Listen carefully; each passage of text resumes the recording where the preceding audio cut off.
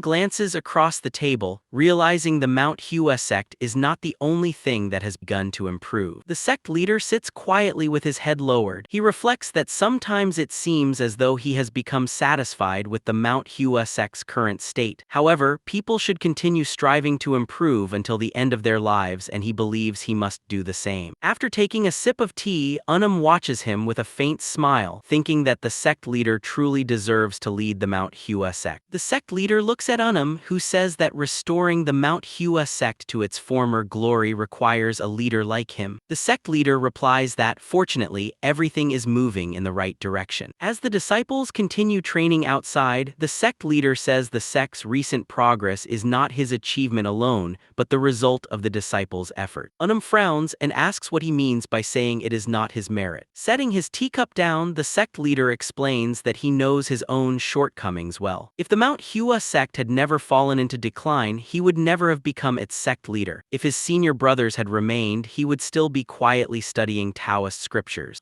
Immediately disagrees, saying that those who abandoned the Mount Hua sect proved they were unworthy of belonging to it. In his eyes, only the sect leader deserves to lead the sect. The sect leader smiles warmly before asking how the second-generation disciples are doing. Replies that they have finished training and are now resting, but admits he is worried that they may not be able to defeat the Southern Edge sect. The sect leader calmly takes another sip of tea. He then asks about the third-generation disciples and whether they are preparing well despite not participating in the upcoming conference. Answers that they have been training extremely hard. The sect leader quietly remarks that saying they are working hard is an understatement since they only recently joined the Mount Hua sect. He then asks to imagine a huge mountain suddenly appearing in front of him. When hesitates, the sect leader explains that if someone must cross it, they could walk around it or slowly climb over it if time allowed. He then asks what someone should do if neither option is possible and they must cross immediately. After thinking for a moment, replies that they would have no choice but to climb the mountain. The sect leader smiles slightly and says that even such a difficult climb provides valuable experience. If that is true, there is no reason to deliberately seek an easier mountain instead. Setting the teapot down, he explains that the meeting between the Mount Hua sect and the Southern Edge sect was originally meant to exchange experience. Winning or losing has never been the most important part. What truly matters, he says, is whether those who participate learn from the experience and become stronger.